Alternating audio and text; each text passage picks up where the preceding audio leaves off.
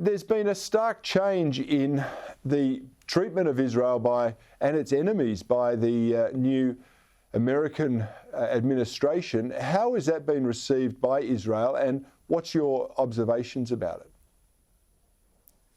Well, you're right, Corey. I mean, there's been certainly a softening towards the Palestinian Authority and a hardening towards Israel and also towards other countries in the Middle East like Saudi Arabia.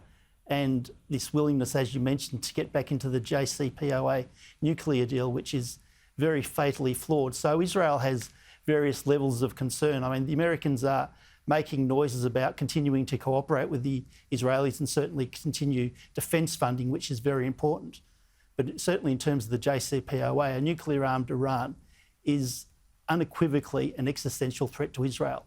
And Benjamin Netanyahu has stated on many occasions that he will not allow Iran to become nuclear armed. And obviously there are various initiatives going on to try and stop that happening. As the explosion in Natanz you mentioned, there was also a major fire there last year. There's been assassination of various Iranian nuclear scientists who are, they're not just scientists, they are also, especially Fakhrizadeh, who is the head of the program, is a very senior officer in the Islamic Revolutionary Guard Corps, which is the main terrorist sponsoring arm of the Iranian regime. So Israel is taking initiatives, but this JCPOA is fatally flawed for a number of reasons. The main one is that it doesn't stop Iran becoming nuclear armed; it just delays it.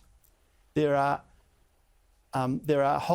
loopholes enough in the inspection regime to drive a cruise missile launcher through. It doesn't pay any attention at all to Iran's other activities, other malign activities in the Middle East, like sponsoring terrorism and militia groups to try and undermine all of its neighbours, and also, kidnapping, like Kylie Moore-Gilbert, for example. So the fact that the Biden administration... Can I just raise this with you? I know there will be people watching this saying, we complain here in Australia when the Chinese probe our national security defences through cyber attacks, and yet we're now defending, or I'm defending, and quite happy to do so, any actions by Mossad against Iran. The key difference here is Iran has sworn to destroy Israel by whatever means it possibly can. It does sponsor terrorism, and it is a very aggressive enemy. We cannot afford it to have a nuclear power, which, as you state, always starts by generating electricity.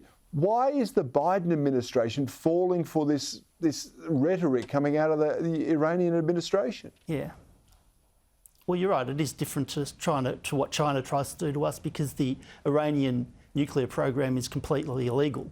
But the Biden administration sees this JCPOA nuclear agreement as a way of stopping Iran becoming nuclear. Iran has been basically bullying the Biden regime. Donald Trump initiated a very strong and quite successful sanctions program against Iran.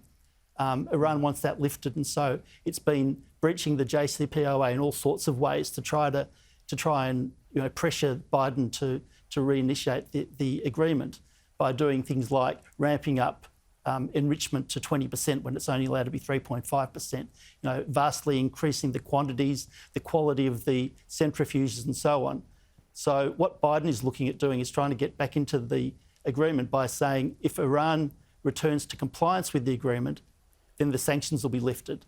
And then what Biden wants to do after that is try and renegotiate a stronger agreement that stops Iran becoming nuclear and looks at its other activities. The problem with that is once you lift the sanctions, you've got rid of all your leverage. So why on earth would Iran want to renegotiate a stronger treaty when there's absolutely no benefit for it in doing so? So what Biden should be doing is saying you return to compliance, you agree with a stronger agreement, and then we'll start looking at lifting the sanctions.